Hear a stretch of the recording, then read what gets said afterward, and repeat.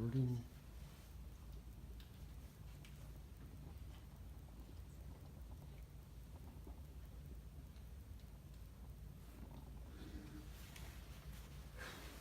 If you don't stick to your values when they're being tested, then they're not values, they're hobbies. These words come from Jon Stewart. If you haven't heard of that name, I think that's okay because I didn't know much about him before I did this speech either. So we'll go through this together.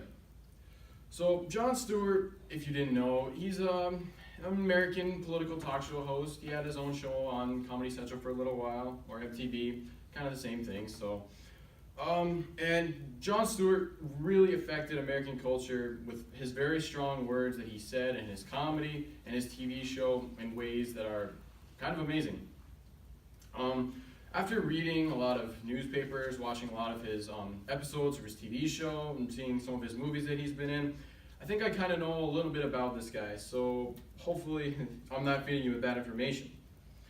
So today I'm going to tell you a little bit how Jon Stewart has influenced politics, comedy and drama, and how his TV show has kind of affected the world, and kind of how his impact has affected others, including myself.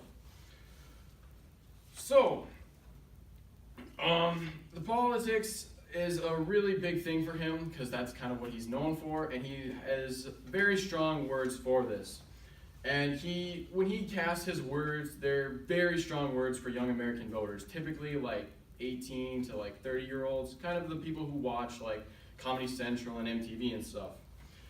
And he is definitely not one to back down from saying whatever he wants, speaking his mind. He even talked bad about people, well, I guess not bad, but kind of a little bit drastic, I don't know, about Bill O'Reilly and Tucker Carlson. Now, Tucker Carlson was another man who kind of had a TV show as well. He was on CNN, and when Jon Stewart kind of went after him, he criticized his show so much that the CNN program completely cut him off and he got fired. And he said, like, his points, the reason why he kind of got rid of it was because his CNN program showed and encouraged the separation of political parties, and was kind of creating a division between Americans. And Jon Stewart isn't one that kind of wants America to be divided. He kind of wants it to be together as a whole.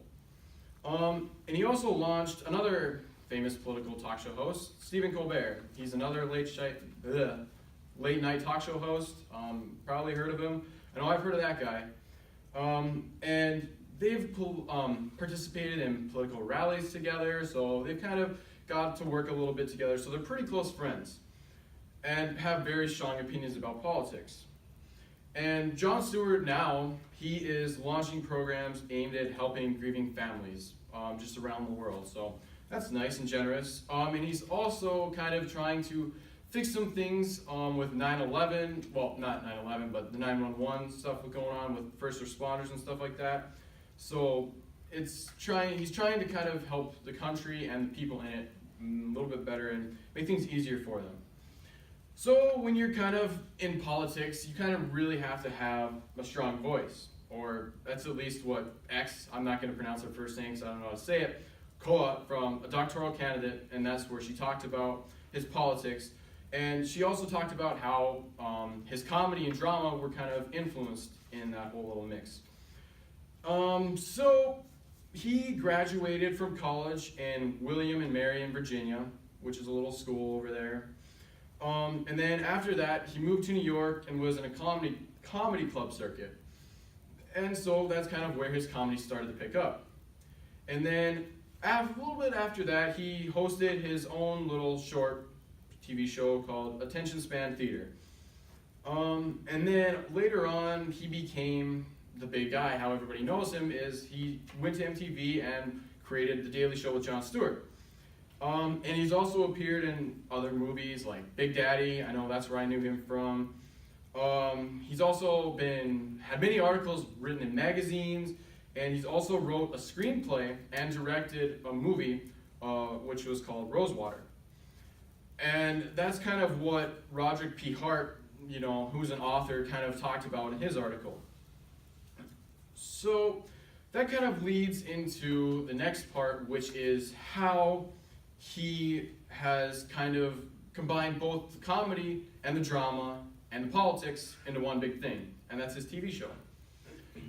So in 1999, he took over the Comedy Central show from another person, and then he created The Daily Show with Jon Stewart. It was a popular late night show. It was kind of on late, so not a whole lot of kids would be watching it, like kind of middle-range adults, like college kids. And then the show led him to become highly visible critics of the Washington politics and the news media. So he'd always comment on things that were happening in the news or big politics and stuff like that. And the show also won a ton of Emmys, which if you don't know, they're like awards for TV shows, like if they're good, good quality and all that jazz. And John also hosted the Grammy Awards and the Academy Awards for a couple of years. But then in 2013, John decided that, maybe I should take a break from this whole TV show thing. So he left, at the start of 2013, and then he came back at the end and was like, you know what? I like this show and I like doing what I'm doing, so he came back. But then in 2015, he finally was in his last season. In August was when he said his final goodbye, and then after that, the show had won another Emmy. And so all that information was also from the A&E Network TV. There was no really author, and that was on bibliography.com, so that's where I got that from.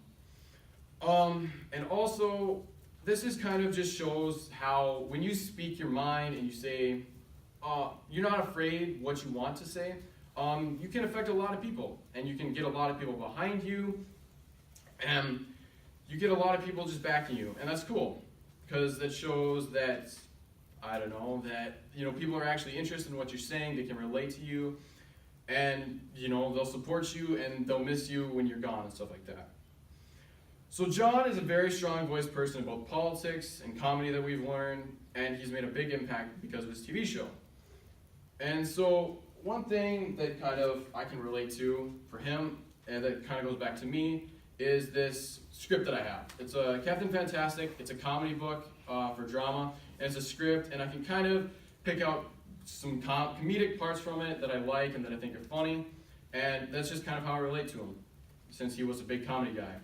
So, as long as you see what you are and what you stand up for, and the words that you say, don't be afraid, because it'll be okay.